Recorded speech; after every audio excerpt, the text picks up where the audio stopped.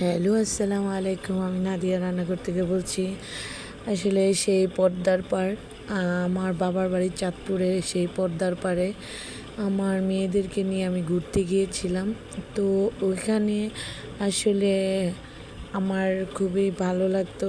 এটা আসলে আমার কলেজের পাশে ছিল তখন থেকে। তো মোটামুটি সবই ভালো লাগে।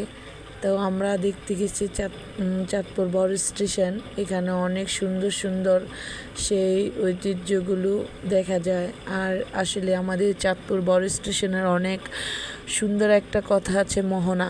সেই মোহনাটাই এখানে। তো মোহনাটা দেখানোর জন্য আমার বাচ্চাদেরকে নিয়ে গেছি। এখানে অনেক ঢেউ, অনেক বড় বড় লঞ্চ আসতেছে, স্টিমার আসতেছে। তারপরে এখানে অনেক কিছু, আসলে ঘুরলে মনটা জুড়ে যায়। আর এখানে দাঁড়িয়ে থাকলে মনে হয় নদীর সে ঢেউগুলি দেখলে নিজের দুঃখ কষ্ট সব ভুলে যাওয়া যায়। দেখতে আসলেই ভালো লাগে। হাজার হাজার মানুষ এখানে ঘুরতে যায়, সবারই ভালো লাগে। এটা সেই ঐতিহ্য চাঁদপুরের। তো আসলে এটা অনেক দিন ধরে দেখার কথা, দেখা হবে হবে আমার বাচ্চাকে নিয়ে যাব বলে বলে আর নিইনি। এখন গেছি, গ্রামে যাওয়ার পরে আগে ওদেরকে ঘুরতে নিয়ে গেলাম। আর অনেক ঢেউ ছিল। আমরা যখন এখানে নামিও অবশ্য অনেক ঢেউ ছিল। আবার এখানে মিনি কক্সবাজার আছে। তো আসলে ওর আব্বু ভয়ে ওইখানে যায় না। আমি এটা দেখানোর জন্য আপনাদেরকে আসলে আমি একটু একটু করে ভিডিও করে নিছি। ওইখানে ঘুরতে গেছি।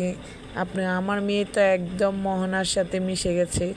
সেই চাঁদপুরের পদ্মা নদীর সোনামণি যে ওইখানে মিলে গেছে, ওর তো খুবই ভালো লাগতেছিল। ওকে তো উঠানোই যাচ্ছিল না, ঢেউ আসতেছিল অনেক বড় বড়। আবার বাবাকে এসে পানি দিচ্ছে, ও খুব আনন্দ, খুব মজা পাচ্ছে। সবচেয়ে ভালো লাগছে সেটা যে আমার মেয়েদের খুবই ভালো লাগছে। তো আসলে সব কিছু মিলে অন্যরকম একটা ফিলিং ছিল ওখানে যাওয়ার পরে। আর যদি এখানে যেতে চান অবশ্যই চাঁদপুর আসতে হবে। চাঁদপুর আসলে ওইখানে যেতে পারবেন।